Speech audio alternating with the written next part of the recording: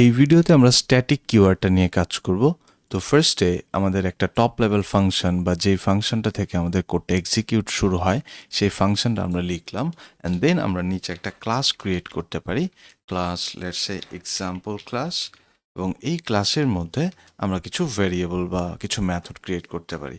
Let's say আমি just একটা variable create করতেছি স্ট্রিং টাইপের, স্ট্রিং নেমের মধ্যে আমি জাস্ট বলে দিচ্ছি লার্নিং।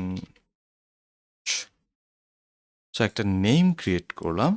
এখন এই নেমটাকে যদি আমরা অ্যাক্সেস করতে চাই তাহলে আসলে আমাদেরকে কি করতে হবে? তাহলে ফার্স্টে আমাদেরকে এই নেম এই এক্সাম্পল ক্লাসটার একটা অবজেক্ট ক্রিয়েট করতে হবে,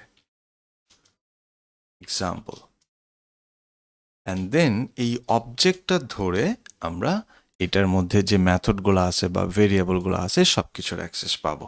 সো ব্যাপারটা কিন্তু এরকম। সো আমরা এটাকে জাস্ট প্রিন্ট করি সিম্পলি,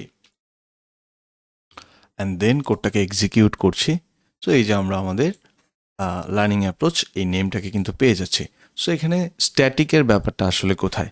তো দেখেন একটা জিনিস লক্ষ্য করেন, আমরা এখানে অবজেক্ট ক্রিয়েট করছি এবং অবজেক্ট ক্রিয়েট করার পরে কিন্তু এই ক্লাসের প্রপার্টিগুলোকে আমরা টাচ করতে পারতেছি বা অ্যাক্সেস করতে পারতেছি। তো যখন আমরা কোনো একটা ভ্যারিয়েবল বা মেথডকে আমরা স্ট্যাটিক করব তখন আর আসলে এই ক্লাসের অবজেক্টের সাথে তার আর সম্পর্ক থাকবে না, ডাইরেক্টলি ক্লাসের সাথে সম্পর্ক থাকবে। সো এখন আমরা এভাবে ডাইরেক্টলি কল করতে পারি, এভাবে ডাইরেক্টলি প্রিন্ট করে দিতে পারি এক্সাম্পল ডট নেম।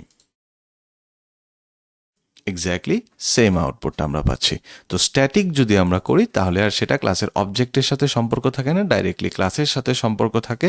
আর যদি আমরা স্ট্যাটিক না করি তাহলে সেই ক্লাসের ইনস্ট্যান্স অথবা অবজেক্ট ক্রিয়েট করতে হবে এবং অবজেক্টটার মাধ্যমে আমরা সেই ক্লাসের প্রপার্টিগুলোর অ্যাক্সেস পাবো।